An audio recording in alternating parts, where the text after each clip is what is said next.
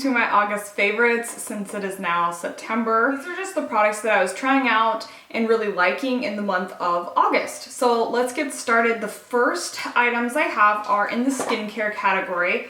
My lap is full of things, so I'm trying to juggle it all. So I've never really mentioned Simple Skincare before, but they have two new products I've really been liking.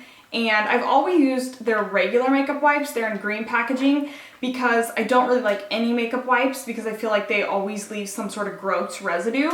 But I've never had an issue with theirs, and so I use them in my freelance kit, plus they're formulated for sensitive skin, so that helps. But they now have both a micellar water or cleansing water, which is very trendy, and micellar wipes. Both of these I feel like leave no residue. They remove your makeup gently.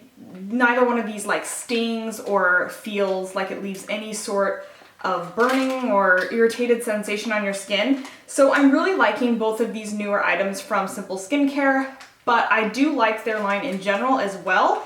I have used their night cream, which is really nice. And like I said, their regular cleansing wipes are great too. Okay, the next item is a brush from Sigma. This is their tapered face brush, or F25.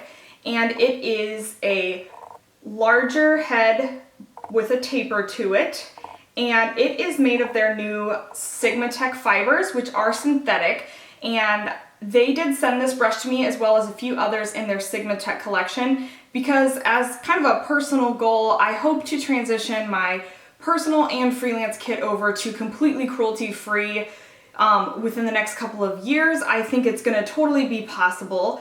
And I think these Sigma Tech fibers are part of what makes that happen. I don't feel like you can tell they are synthetic, especially for a brush that's made for the face. And what I use this for is to lay down under eye concealer setting powder and then sweep it away. So because of its nice tapered brush head, it really gets under that eye area perfectly.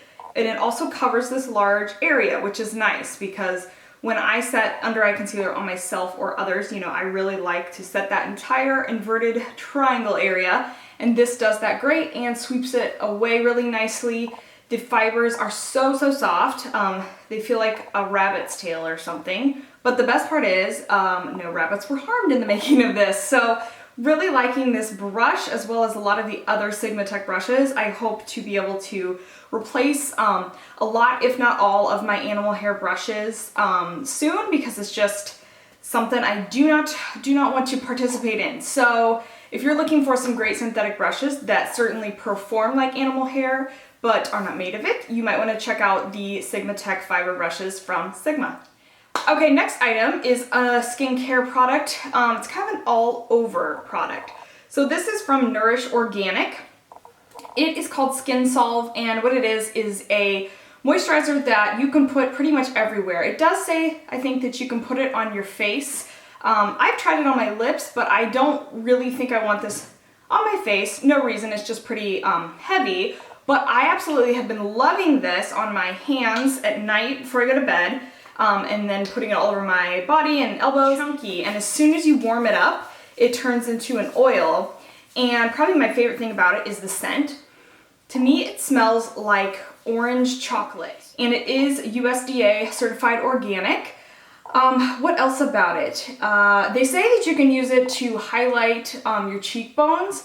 So I haven't tried that, but I do like the idea of highlighting with non-shimmery products like this.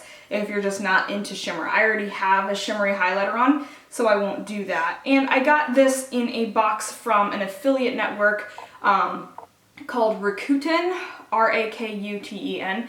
And this was one of the items they sent because Nourish Organic is an affiliate with this network. So I was glad I got to try it out because I've never tried any of Nourish Organic's products before, but I really liked this. Mainly the scent. Okay, next item is a product from Inglot. This is their Dura line, and what this is essentially a mixing medium that you can mix with any powder product to turn it into a liquid. So mainly what they intend this for is to turn a powder eyeshadow into a liquid eyeliner. And that's what I've been using it for. When I've used it on clients lately, I feel like it almost turns any shadow into a calligraphy ink, and with an angled brush, I'm able to create like really clean, perfect lines. And if you struggle with like gel or liquid liner, I don't know what it is, but you know, using a brush that you've dampened with this, and then dipping it into a powder shadow is just so much easier. It's faster too. So something about it is just a lot more user-friendly. If you're not familiar with Inglot, they're a Polish makeup brand, and a lot of makeup artists use their products, but you can order them too. You can order them on beautylish.com. And they're really affordable, which I love, and they're just great quality. So I love Inglot's products, especially Duraline. Alright, so if you follow my blog and YouTube channel already, you probably know that I have been going crazy over ColourPop's new fall collection, which is inspired by the 90s. So I have some of my favorite items from that collection here. I will link my 90s tutorial below, so you can see that. But this collection is just full of some of the colors that I am always just attracted to. I knew I would love it as soon as I saw them. Colors like the Super Shock eyeshadow in Girl Power, and my hands are slippery from that hand cream. This is Girl Power, and if you're like me and you love like a really warm orange crease, this is so pretty. I love this color. I bet this would even look pretty as a blush too. So that is one of my very favorites from the collection. And then the other favorite I've been loving is Stereo. And what Stereo is kind of like a plummy burgundy metallic. And it's so pretty, you can just put just that all over your lid and kind of fade it upwards and be done with it. It's one of those shadows that's good enough to stand alone. And then I'm loving their matte lipsticks in this collection. Here are 3 of my early favorites. In my 90s tutorial, you'll see that I was wearing grunge. So I have grunge here. Oh Snap is a really awesome nude, and I'm loving a really matte nude lip. And then Nevermind is a really cool color. It's not actually what I'm wearing, although I am wearing the Nevermind lippy pencil liner. I just am really enjoying these lippy sticks because they are matte finishes and they're these just awesome fall colors that I'm totally ready to wear now. So definitely check out ColourPop's fall collection, especially if you grew up in the 90s, because you're just going to get all nostalgic and, you know, 90s out and think about like My So-Called Life and No Doubt. Here's a fun fact. When I was in 7th grade, I was really into No Doubt, and you know how Gwen Stefani used to wear the bindi on her forehead? Well, I did that too, and I would wear it to school. And looking back now, I think that's probably very culturally insensitive, but that's what I was doing in 7th grade. I'm trying to reach behind me for my other items. I have them all stored in my chair here. So a lot of what you see on my face right now is from a line that is new to me called Black Opal. And I will explain first, Black Opal does make products that do cater to African American skin tones, women of color. However, that does not mean that if you are not a darker skin tone that you couldn't wear them. So I am wearing one of their Color Splurge lipsticks in the color Ebony Wine. And I knew I would love this color. This reminds me a lot of the 90s trend already. It's really cool. It's hard to describe because it's really not a burgundy color. It's really got very minimal red or pink undertone. Purple brown almost is how I would describe it. But that's what I have on my lips, and I think it looks really beautiful. These lip colors are great because they're so pigmented that if you are a woman of color, your lips have a little bit more natural pigment in them, and you won't find that you have to keep swiping and on to get that color payoff that you see in the tube. Here's another awesome purple I'm loving. This is called Berry Wicked. I think you can tell I like purple shades, and I'll put it next to the Ebony Wine, and you can kind of see it's a little bit more of a metallic shade, but totally right up my alley. I love magenta purple colors like that. They do have a really great nude that I've been wearing called In the Buff. It's got a little bit of a peachy undertone, I would say. And then they do have some Color Splurge liquid lipsticks, or patent lips is what they're called. I would not call these lip glosses. They look like they are, but really these apply and look and wear like liquid lipsticks. So some of the ones I've been loving, shocker, more purple. This one is called Impassioned Pink, although it's definitely purple to me, and I love this. It makes your teeth look really white because it's a blue-based kind of violet shade. So that's Impassioned Pink.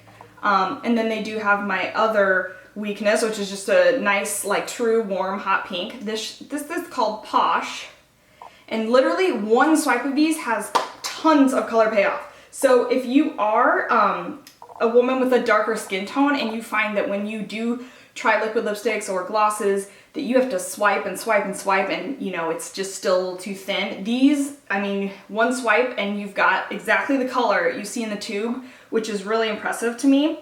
I'll show you the other colors. So they have a great, just like classic pinup red. This is called Dynamo, and I would say it's a hint blue-based red. So that's Dynamo, and these are, as they say, patent lips. They are, you know, that vinyl finish almost. And then this is called, it's a weird name, Violin, but like with an E at the end. Run out of room. Ooh, this is very similar to the color I have on my lips. So that is right there, and me sticking my finger in it. Here, I'll just take the extra.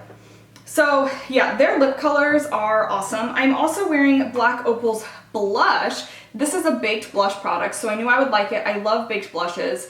Blushes made like this are baked onto terracotta tiles, and I find that you get excellent color payoff with baked blushes. The color I'm wearing is called Orchid.